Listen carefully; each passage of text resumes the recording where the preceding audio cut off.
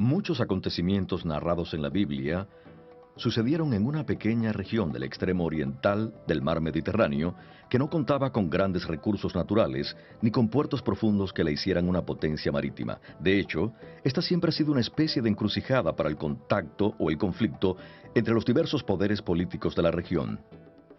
Estos poderes incluían a Egipto en el sur, a los países mesopotámicos en el oriente y a países como Siria en el norte. La región en la que ocurrieron los eventos que narra la Biblia recibió muchos nombres. Al principio se llamaba Canaán. En general, en los primeros libros de la Biblia, esta región a menudo simplemente recibe el nombre de los múltiples crepúsculos étnicos que allí vivieron. Posteriormente, después de ser tomada por los descendientes de Jacob, quien también era llamado Israel, fue llamada Tierra de Israel. Aún así hubo muchas variaciones. Cuando los descendientes de Israel tuvieron desacuerdos y se separaron políticamente, la parte sur del país fue llamada Judá, como uno de los hijos de Israel, mientras que la parte norte siguió llamándose Israel, o a veces Efraín, como uno de sus nietos. Un par de generaciones antes de la época del Nuevo Testamento, el país fue dominado por los romanos, y poco antes de cerrarse el Nuevo Testamento, estos cambiaron el nombre oficial de la tierra y le pusieron Palestina, por causa de otro de los grupos de población locales, los filisteos.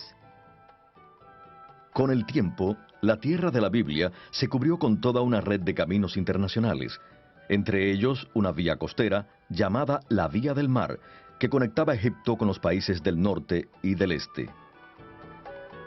Más hacia el este, otro camino con orientación norte-sur conectaba el norte con los puertos del Mar Rojo y era conocido como la Vía del Rey.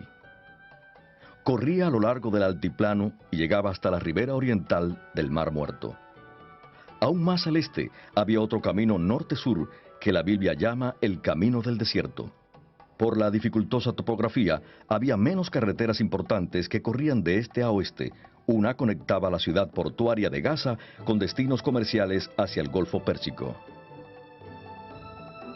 Una ruta de mayor importancia para el movimiento este-oeste partía de la Baja Mesopotamia y ascendía hacia el norte y el oeste siguiendo el valle del río Éufrates.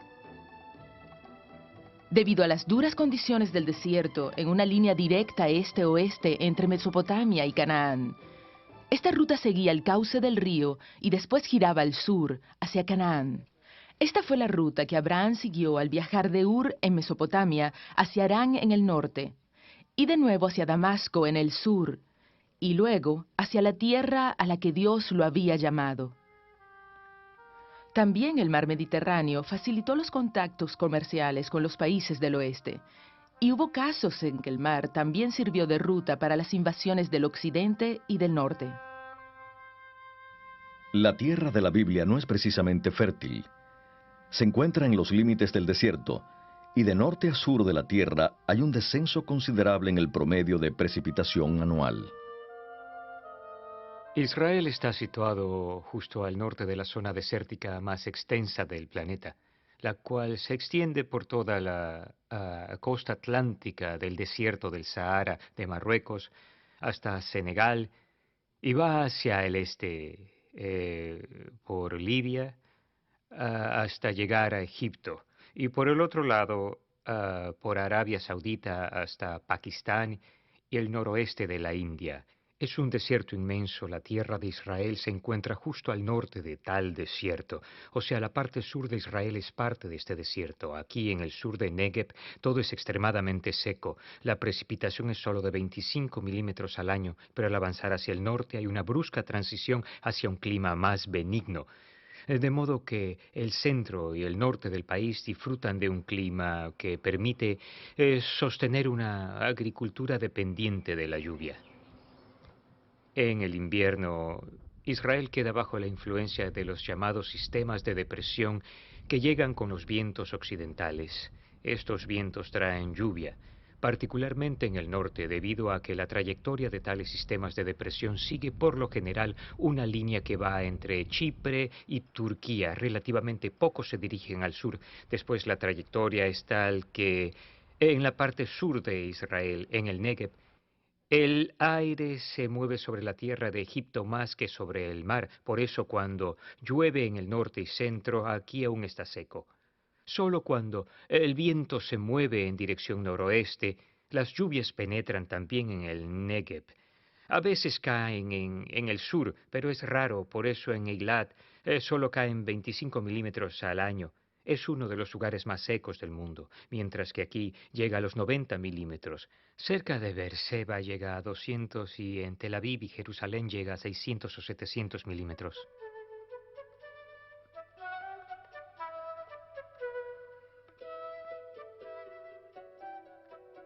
Moisés ascendió al monte Nebo, desde el valle del Jordán. Fue un ascenso de unos 1,200 metros. Y desde ahí Dios le dejó ver la tierra a la que no podría entrar. En Deuteronomio capítulo 34 se nos habla de este evento. Moisés subió del desierto de Moab al monte Nebo, a la cumbre del monte Pisgá, frente a Jericó.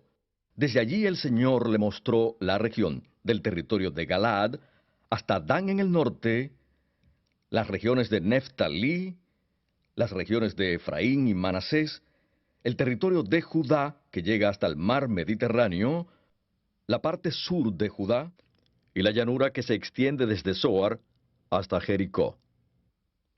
Una vez, en un día muy claro de invierno, parado cerca de aquí, pude ver el monte Hermón en la parte norte del país, a una distancia de casi 150 kilómetros. La ciudad israelita de Dan quedaba al pie del monte Hermón. ¿Qué tipo de panorama habrá visto Moisés? Ayuda el pensar en la topografía como una serie de franjas que van de norte a sur. En el oeste se encuentra la llanura costera, que es plana y arenosa, y rara vez la surcan pequeños arroyos que fluyen de las montañas orientales en dirección al mar. Hacia el este, la siguiente franja es una serie de pequeñas colinas un poco más elevadas. Siguiendo hacia el este, llegamos a una cadena de colinas más altas, que a veces el texto bíblico llama montañas.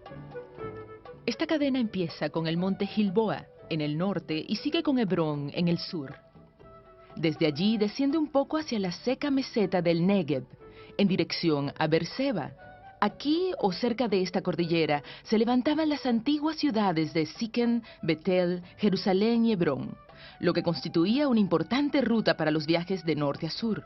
En tiempos antiguos, los montes de esta cordillera central, así como el valle del río Jordán, estaban cubiertos de bosques.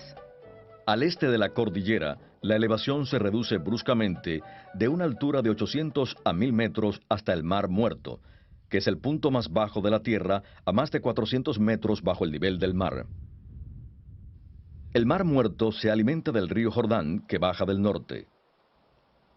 El río nace en las faldas de la montaña más alta de la región, el monte Hermón, cuya elevación es de más de 2,800 metros.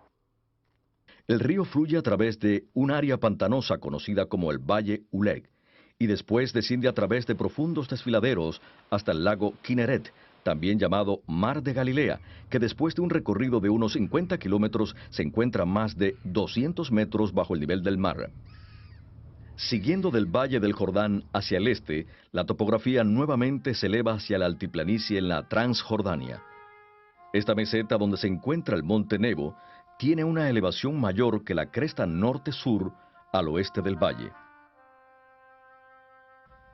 Muchos de los mapas que usamos hoy se imprimen con el norte en la parte superior. Esto corresponde a nuestra orientación mental, donde el norte está arriba y el sur abajo. Sin embargo, no debemos dar esta orientación por sentada.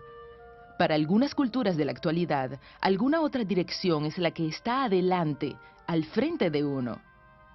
Para quienes vivieron en la época de la Biblia, la orientación principal era la salida del sol, en el este. En hebreo hay dos nombres para el este. Uno de ellos significa el lugar donde el sol se levanta, y el otro es simplemente hacia adelante.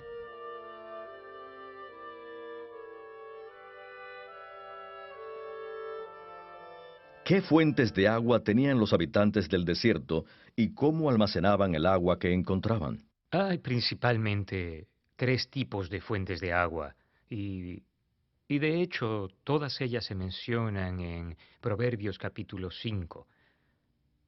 La cisterna que recaba el agua de la lluvia al fluir sobre la tierra, el pozo que baja a una especie de arroyo en un manto acuífero.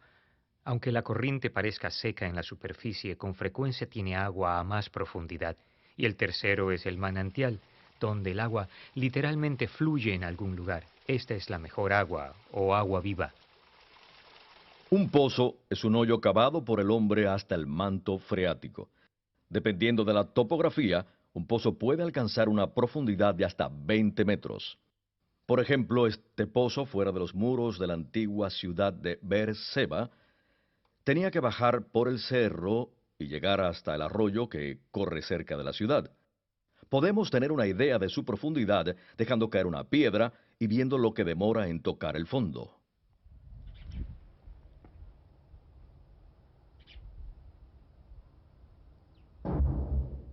En un cálculo aproximado, tiene más de 75 metros de profundidad. En muchas partes de la tierra bíblica, el suelo es muy rocoso. Esto dificulta mucho las excavaciones, y especialmente las de pozos a la profundidad necesaria. El agua se filtra en el fondo del pozo, y entonces puede extraerse en un recipiente atado a una cuerda. Debido al trabajo que representa cavar un pozo, este era considerado propiedad de quien lo cavaba. No obstante, con los cambios en las condiciones del clima y de la lluvia, los pozos podían secarse y ser abandonados. Hasta un pozo en uso continuo debía ser cuidado por su dueño. Esto era necesario porque al desplomarse los costados o con el movimiento de la arena en áreas desérticas, los pozos podían taparse. En ocasiones, el duro trabajo de cavar un pozo era compartido por los vecinos del lugar. Entonces, el pozo se consideraba propiedad común. Con frecuencia, el interior del pozo se recubría con piedra caliza para reforzarlo y prevenir su derrumbe. La cuerda para subir el recipiente podía dejarse a un lado del pozo. La boca del pozo solía ser de piedra caliza, que es una piedra bastante suave. La constante fricción de la cuerda creaba surcos en el borde de la piedra.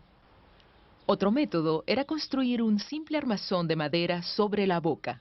El recipiente podía ser de piedra o de cerámica, pero lo más común era usar un recipiente de cuero, ya que era más difícil que éste se rompiera al chocar con las piedras al momento de subirlo desde el fondo del pozo.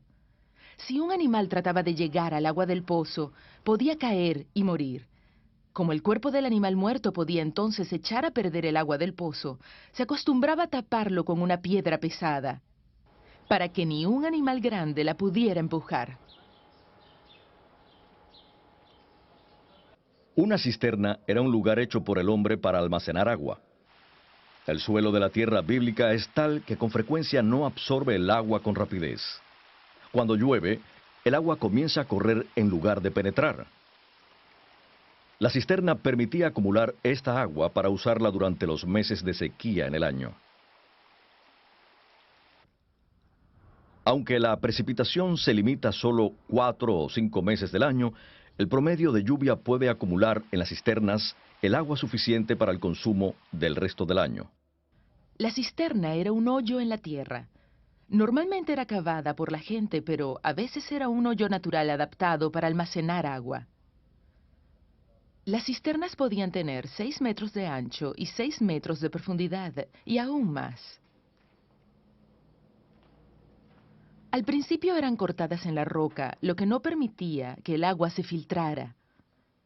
Cuando se descubrió cómo hacer yeso, las cisternas se cavaban en cualquier tipo de roca y después se forraban con yeso para sellar cualquier hoyo o grieta.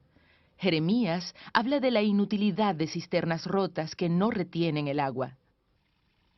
Algunas veces, las cisternas se hallaban en un área exterior, donde el agua pudiera recogerse con facilidad. En áreas pobladas, las cisternas se cavaban debajo de las casas o cerca de ellas. El agua corriente se recogía del techo de la casa, así como de patios y senderos cercanos.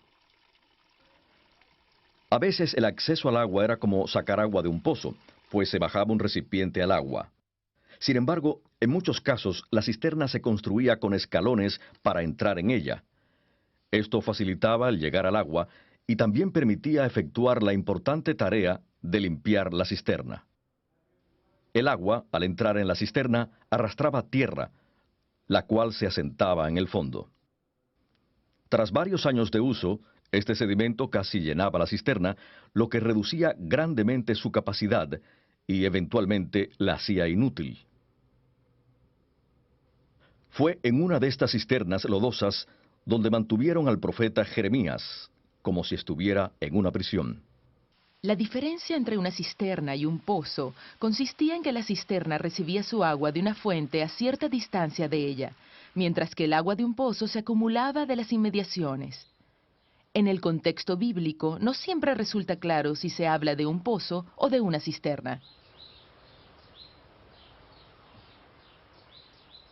Aún en regiones secas y desérticas se encuentran manantiales. Un manantial se forma cuando, al caer la lluvia, ésta se filtra por las capas superiores de la tierra y penetra hasta llegar a una capa más dura de roca que la detiene. Como el agua ya no puede bajar más, comienza a filtrarse por los lados hasta encontrar una salida. Esa salida forma un manantial. Lo que vemos aquí es un manantial formado por agua, que viene de fuera de esta área, y vemos que donde surge un manantial en el desierto crecen también varios tipos de vegetación, incluyendo juncos que ven ahí y un tamarisco. Dependiendo de la cantidad de agua que se acumule en la capa rocosa, un manantial puede dejar de fluir después de unos cuantos días o puede fluir todo el año. En esta parte del mundo, donde no abunda la lluvia, es frecuente que los pueblos se establezcan cerca de una fuente de agua. En muchos lugares, las ciudades se construían en áreas elevadas con el propósito de defenderse, pero con un manantial cerca. Si la ciudad estaba rodeada por un muro, no siempre era práctico extenderlo para abarcar el manantial, que a veces se hallaba lejos, al pie de la colina. La gente buscaba entonces la forma de llevar agua hasta la ciudad. Para ello, se hacía intramuros un hueco o tiro vertical parecido a un gran pozo. El tiro se excavaba al nivel aproximado del manantial y después se cortaba un túnel desde el fondo del hueco hasta el manantial. El agua del manantial podía desviarse a través de este túnel, dentro del muro, o bien la gente podía caminar por el túnel para sacar agua del manantial. Por fuera, el manantial se tapaba con rocas y tierra para que el enemigo no lo descubriera. Fue a través de un túnel y de un tiro así, como Joab y sus hombres enfrentaron el reto de David de arrebatarles a los jebuseos la ciudad de Jerusalén. Cuando ellos descubrieron la entrada al túnel que partía del manantial, pudieron derrotar a los que defendían el túnel y entrar en la ciudad. Una propiedad era mucho más valiosa si tenía uno o más manantiales. Esto se demuestra en Josué 15 y en Jueces capítulo 1, donde la hija de Caleb no queda satisfecha con la tierra que le da a su padre hasta que él incluye algunos manantiales. Debido a que el agua era un recurso tan limitado y valioso, los manantiales son a veces el símbolo de la vida misma. Los profetas comparan la restauración de la fortuna del pueblo por parte de Dios con manantiales que brotan como torrentes en el desierto.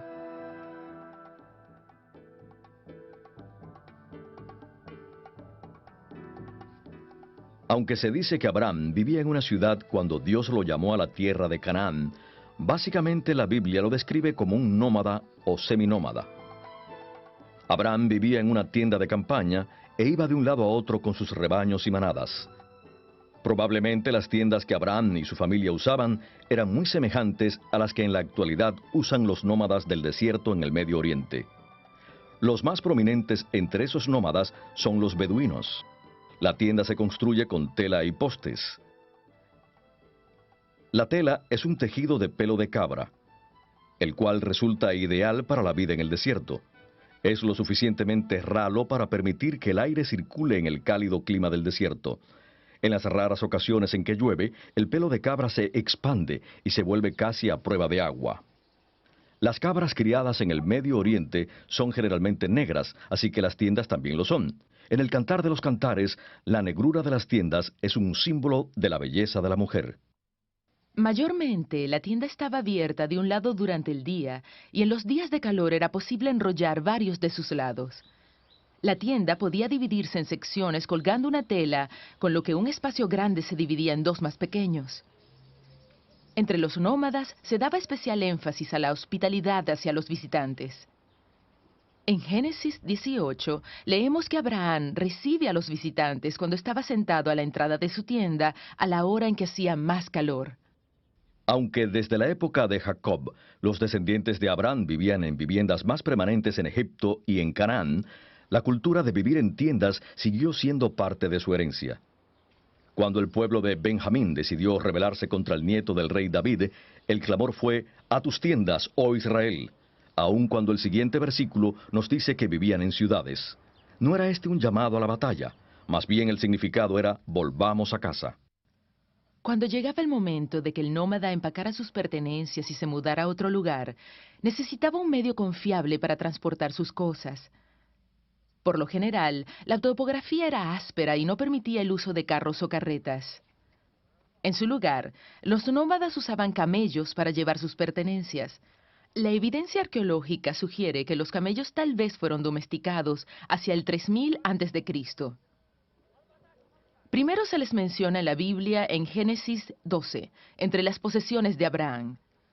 Un camello maduro puede cargar más de 200 kilogramos. En la actualidad conocemos dos tipos de camello: el camello propiamente dicho, el cual tiene dos jorobas, y el dromedario, que tiene solo una. Era el dromedario de una joroba el que se encontraba en la tierra de Canaán, aunque los israelitas estaban familiarizados con el camello de dos jorobas, que podía encontrarse más al este y al norte en Asiria.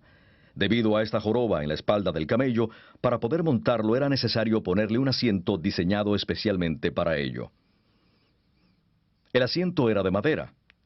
Cuando se montaba el campamento, se le quitaba el asiento al camello y se llevaba a la tienda, donde se cubría con mantas. De este modo servía como un taburete para sentarse. Cuando Jacob y su familia dejaron a Labán en Mesopotamia, Labán fue tras ellos en busca de las estatuas de sus ídolos familiares, o terafim, que Raquel le había robado. Labán registró el campamento, pero no pudo encontrarlos.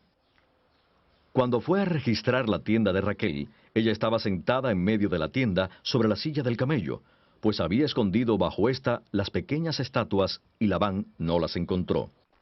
El suelo de la tienda del nómada era la tierra misma que pisaba.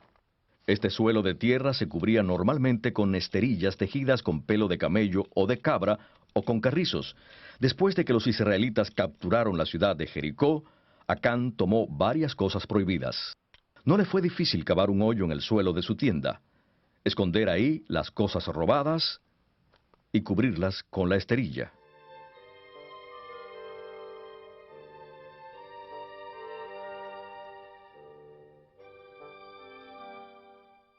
Aunque las regiones del este y del sur de Canaán no recibían suficiente precipitación anual para cultivar la mayoría de las cosechas, producían sin embargo suficiente vegetación para el pastoreo de animales. Las ovejas y las cabras se alimentan no solo de pasto, sino también de hojas y brotes de árboles y arbustos silvestres. Esto significa que los antiguos pastores vivían como nómadas. En cuanto sus animales se comían toda la vegetación disponible en el área, tenían que irse de allí a otro lugar. El tamaño de un rebaño lo determinaba la cantidad de pasto que hubiera en el área. En una región donde una precipitación limitada significa una vegetación limitada, los pastores a veces tenían que competir por áreas donde alimentar a sus rebaños. Fue esta competencia la causa de que Abraham y Lot se separaran. Si un pastor encontraba una buena área para su rebaño en la cual podía permanecer algún tiempo, aún necesitaba agua para sus necesidades y las de su rebaño. Si había un manantial en el área, este podía suplir el agua que necesitaba. Donde no había un manantial, era necesario cavar un pozo. Durante el día, el pastor llevaba sus rebaños de ovejas y cabras a un área donde pudieran alimentarse. Las ovejas tienden a seguir al pastor, mientras que las cabras son más independientes y con frecuencia corren delante de él. Al final del día, el pastor volvía con su rebaño al campamento. Para impedir que los animales se alejaran, se les ponía en un área cercada. Esto podía hacerse apilando piedras, pero era más fácil reunir ramas de arbustos y hacer un corral temporal para el rebaño. Este cerco también proporcionaba una protección limitada contra animales depredadores, como los lobos y los leones. Las ovejas y las cabras suelen caminar en fila una tras otra. Donde los rebaños pastan periódicamente, con el tiempo los animales forman pequeños senderos característicos de esos lugares y que no existen donde la principal actividad humana es la agricultura. En la tierra de Israel, el invierno puede ser relativamente frío, especialmente en las regiones montañosas donde se crían ovejas y cabras. A los animales les crece una capa extra de lana o pelo para mantenerlos calientes en el invierno. En la primavera los pastores cortaban o esquilaban esta lana y el pelo extra. La época de esquilar era importante para los pastores. Era frecuente que la lana de las ovejas y el pelo de las cabras se usara para hacer ropa, tiendas, alfombras, bolsas y muchos otros objetos útiles. También podía intercambiarse por granos y objetos necesarios para la vida diaria.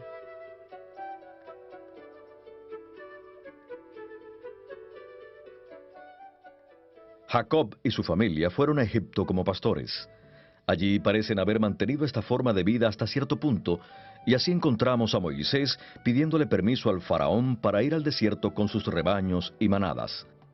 Sin embargo, los hebreos se habían más o menos asentado en un área de Egipto, y al parecer también habían adoptado ciertas prácticas agrícolas. Cuando las tribus de Israel llegaron a Canaán, empezaron a construir casas y a preparar campos y terrazas para la agricultura regular. Esto fue especialmente así en el norte y en la parte occidental del país, donde hay suficiente lluvia para el cultivo. Aquí el paisaje típico se caracterizaba por las terrazas. Estas eran construidas para absorber la lluvia antes de que causara deslaves en las laderas. La producción de trigo y de cebada fue muy importante para la economía del Medio Oriente antiguo. En la tierra de Israel, en Levante, Siria y el norte de Mesopotamia y Anatolia, la cosecha dependía de la lluvia. En esas áreas se volvió muy importante la adoración de Baal o Hadad, dios de la lluvia y las tormentas. También entre los antiguos israelitas siempre estuvo presente la tentación de adorar a Baal. En Egipto y en el sur de Mesopotamia, las cosechas dependían de que los ríos se desbordaran y de la irrigación. En esas regiones se adoraba a los dioses de los ríos. Además del cultivo de granos, como el trigo y el centeno, otros varios cultivos eran fundamentales para la economía israelita. De especial importancia era el cultivo de la uva y de la aceituna. Muchas partes del país son ideales para el cultivo de la uva. Las parras se vuelven a usar año tras año. La preparación para la siguiente temporada consiste principalmente en recortar lo que creció el año anterior. Este corte, llamado poda, es radical. Una parra puede crecer muchos metros en una sola temporada, pero al final de esta se poda hasta dejar no más de una cepa en la tierra. Esta drástica poda asegura que en la siguiente temporada la fruta será dulce y jugosa. Las primeras uvas maduras aparecen en el mes de junio. La vendimia como tal comienza en julio y continúa durante todo el verano. Hacia el final del verano, a fines de septiembre o comienzos de octubre, se acostumbra a hacer el primer vino que es llamado vino nuevo. La cosecha de las uvas consiste en cortar uno por uno los racimos de uvas.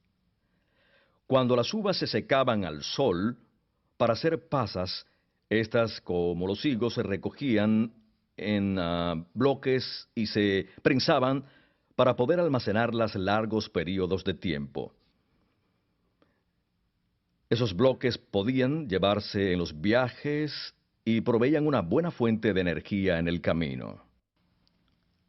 Sin embargo, la mayor parte de las uvas se usaba para hacer vino, que era la bebida fundamental en la casa. Los racimos se llevaban al lagar o prensa de uvas que con frecuencia se cortaba en la roca cerca del viñedo. A veces la prensa era muy pequeña y la usaba una sola familia para exprimir el jugo de una pequeña cantidad de uvas. A veces era una especie de prensa comunitaria a la que toda la comunidad traía sus uvas para prensarlas y cada familia tomaba su turno.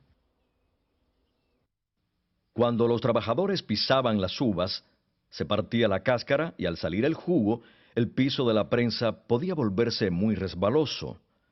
Normalmente se construía una estructura de madera sobre la prensa y se le colgaban cuerdas. El trabajador se sostenía de ellas y si resbalaba no caía en el jugo que estaba siendo extraído. Al pisar las uvas salían también las semillas.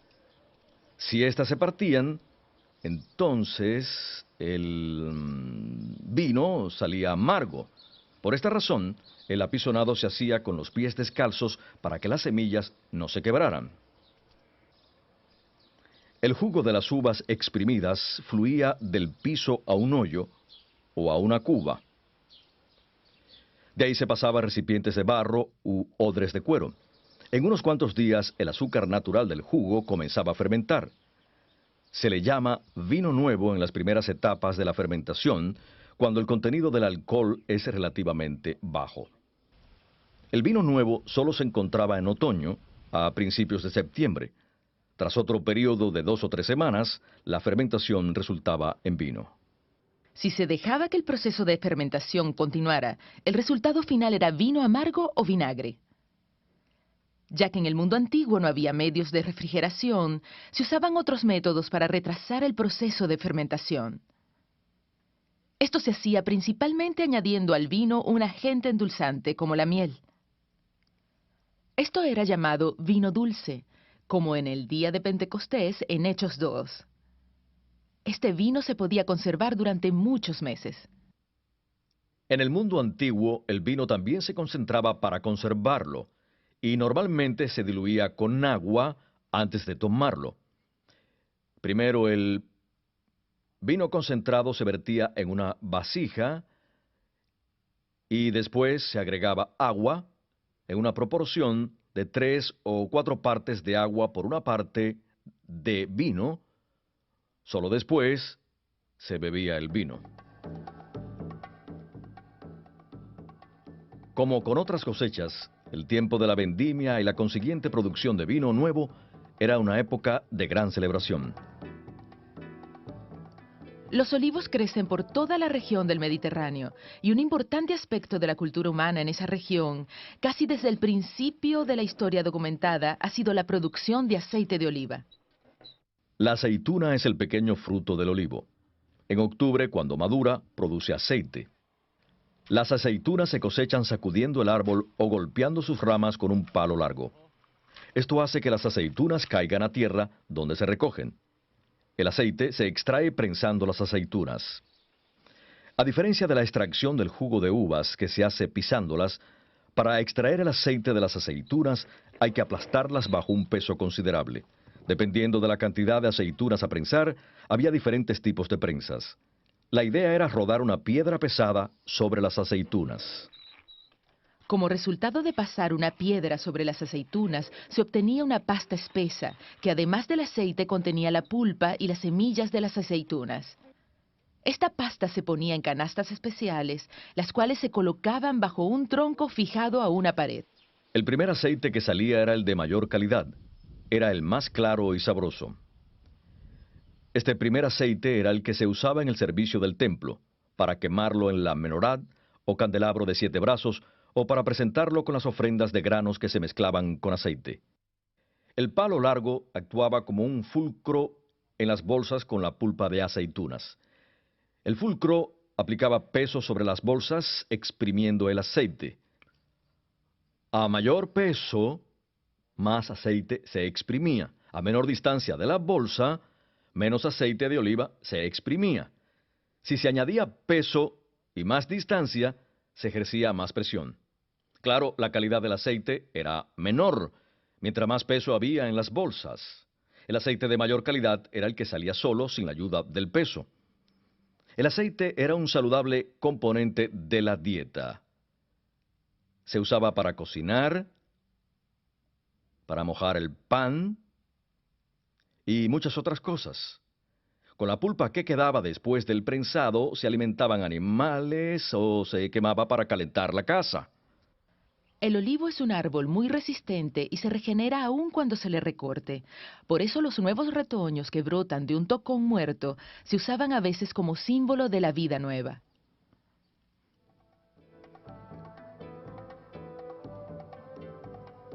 Otro árbol que proveía frutos comestibles era la higuera, la cual crece casi en todo el país. Aunque no provee más productos utilizables que su fruto, da extensas hojas que proporcionan una buena sombra en los meses más cálidos. Natanael estaba sentado bajo una higuera cuando Jesús lo vio. La higuera comienza a dar hojas en abril, a principios de la primavera. Casi un mes después aparecen pequeños brotes verdes en las ramas, los cuales normalmente no se comen, pero indican si la fruta del árbol será comestible. La fruta madura de la higuera es muy dulce y puede comerse fresca. También puede secarse al sol, lo que concentra el azúcar natural y la hace más dulce. Cuando los higos se secaban al sol, se recogían y se prensaban en bloques. El propósito de esto era impedir que se secaran demasiado, pues si se dejaban solos se ponían duros. Además, esto reducía la acción de los insectos que al cabo de un tiempo se metían en los higos. Cuando Abigail fue a implorar la misericordia de David para su esposo, le llevó regalos, entre los cuales se encontraban 200 panes de higos secos. Más tarde, los hombres de David le dieron un pedazo de uno de estos panes a un egipcio que estaba a punto de morir de hambre.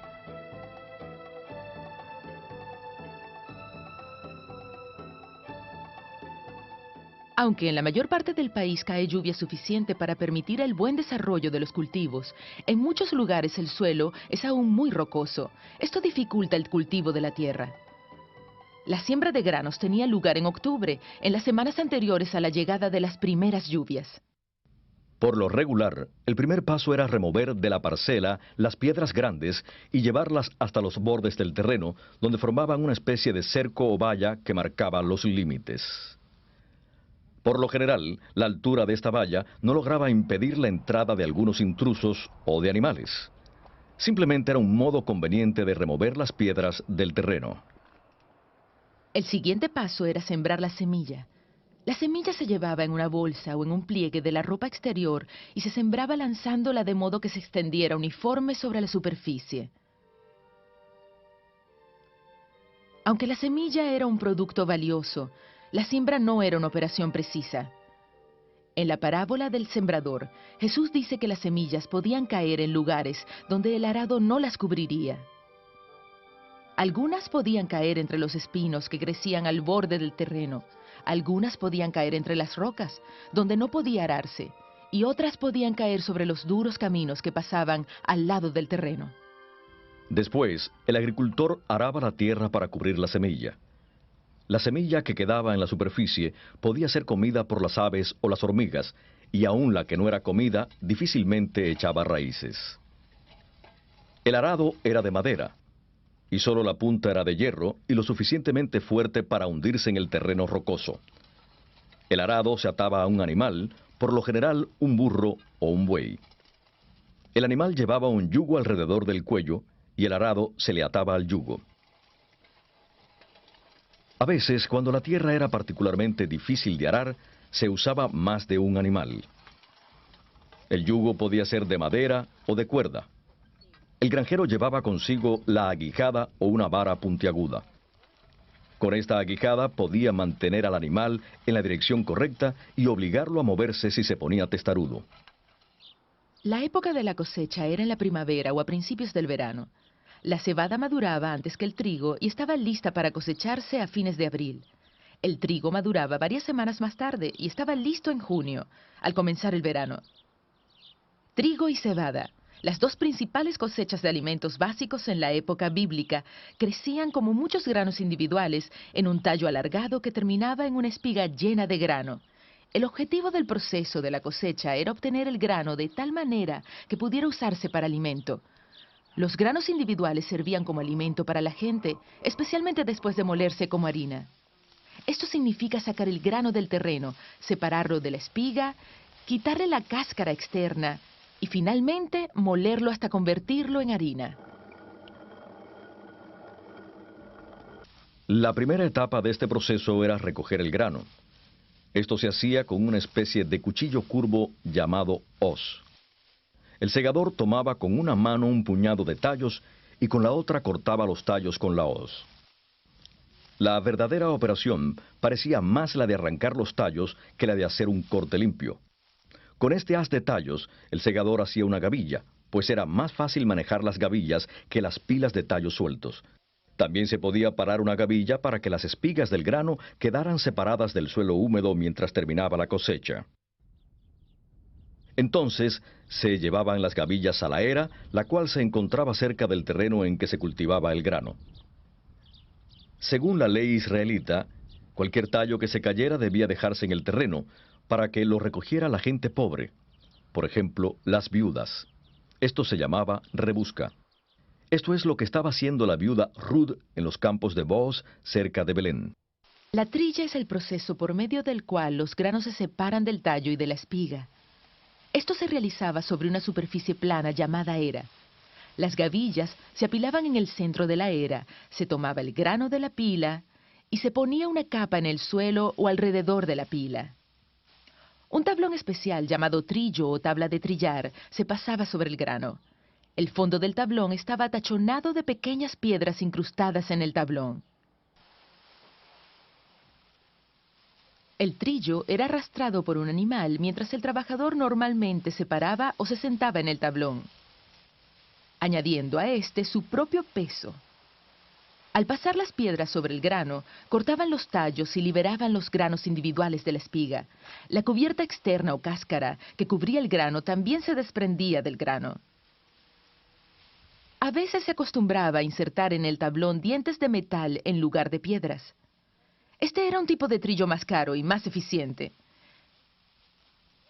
Y es a este tipo de trillo al que se refiere la frase afilados trillos, la cual encontramos en algunos libros proféticos. Para cantidades pequeñas de grano, lo normal era desprenderlos del tallo usando un tipo especial de pala o una vara. Aunque lo apropiado era trillar el trigo al aire libre, donde el viento pudiera llevarse los desperdicios, en el libro de Jueces leemos que Gedeón estaba trillando trigo en una prensa de uvas. Estoy parado dentro del tanque de una prensa de uvas. Podemos ver que es un hoyo en el suelo. Gedeón estaba parado donde podía esconderse de los madianitas. La acción para trillar un poco de grano comprendía el sostener una vara y golpear las espigas para separar el grano del tallo. La ley israelita ordenaba no poner bozal al animal que trillaba, para que éste pudiera comer el grano y la paja de la era. La trilla producía una fina mezcla de granos, cascarilla y paja cortada. El siguiente paso era separar el grano del material cortado y suelto, que se conoce como paja. Este paso se llamaba aventado y se hacía en dos etapas. En la primera, se aprovechaba la diferencia de peso entre el grano, que era más pesado, y la paja, que era más ligera. El trabajador usaba una horqueta de madera para lanzar al viento la mezcla de la era. La paja, por ser más ligera, volaba, mientras que el grano, que era más pesado, caía frente del trabajador. Puesto que toda la operación tenía lugar al aire libre, era inevitable que también se mezclaran pequeñas piedras con el grano. Por esta razón, la siguiente etapa del aventado era separar las piedras de los granos. Para esto, se usaba una canasta redonda y poco profunda. El fondo de la canasta estaba hecha de malla, lo suficientemente floja para permitir que pasara el grano, pero lo bastante apretada para atrapar las piedras. A veces, esta operación se repetía usando una canasta con una malla aún más fina. Hubiera sido posible preparar harina con todo el grano tan pronto como se cosechaba. Sin embargo, el grano entero podía almacenarse más tiempo que la harina sin que se echara a perder. El grano se guardaba en una estructura especial llamada silo o granero. En algunas traducciones a esto le llaman bodega. Debe tenerse en cuenta al traducir que el único propósito de esta estructura era la de guardar el grano. No era un edificio donde entrara gente. El grano entero se molía entre dos piedras según se necesitara harina para preparar la comida. Normalmente la gente molía solo el grano necesario para el día, pues la harina restante podía quedar rápidamente plagada de insectos. Hay diferentes tipos de muelas o piedras para moler, mencionadas en las Escrituras. En el Antiguo Testamento, un molino de mano consistía en una piedra grande, de fondo rectangular y en otra pequeña encima. El grano se ponía en la piedra de abajo y la piedra pequeña se frotaba sobre el grano para triturarlo hasta convertirlo en harina. Este trabajo normalmente lo hacían las mujeres temprano en la mañana, antes del amanecer. Era un trabajo arduo y llevaba mucho tiempo. Se estima que para producir la harina suficiente para hacer pan para una familia de 5, era necesario moler más de 3 horas al día. El sonido del molino en la mañana, bajo la luz de una lámpara de aceite, simbolizaba estabilidad y seguridad. El profeta Jeremías describe la tragedia que caerá sobre su pueblo cuando cita a Dios diciendo: «Y haré que entre ellos desaparezca el ruido del molino y la luz de la lámpara». En la época del Nuevo Testamento había otro tipo de molino. Este consistía en 2 piedras planas y redondas, una encima de la otra. El grano se ponía entre ellas y la piedra de arriba se hacía girar con un movimiento circular sobre la piedra de abajo. El molino de la casa era lo suficientemente pequeño para darle vuelta a mano. Pero había una versión más grande y pesada, construida bajo el mismo principio, que hacían girar los animales o los esclavos. Los molinos funcionaban mejor si eran de piedra dura y áspera. Una piedra que se usaba con frecuencia era la negra, de basalto volcánico que venía de la región de Galilea y Golán, al norte del país. Podemos ver con este ejemplo de piedra basáltica que el grano se echaba en este tipo de embudo encima de la piedra. De ahí bajaba entre las piedras y era molido por el movimiento circular de la piedra superior sobre la inferior y salía por los costados donde se recogía como harina.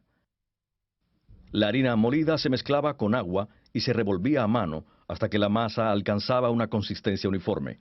La masa se cocía sobre piedras calientes o sobre una superficie de barro cocido o de metal. El pan era plano, redondo y delgado. Para comerlo, no se cortaba, sino que se arrancaba o se rompía.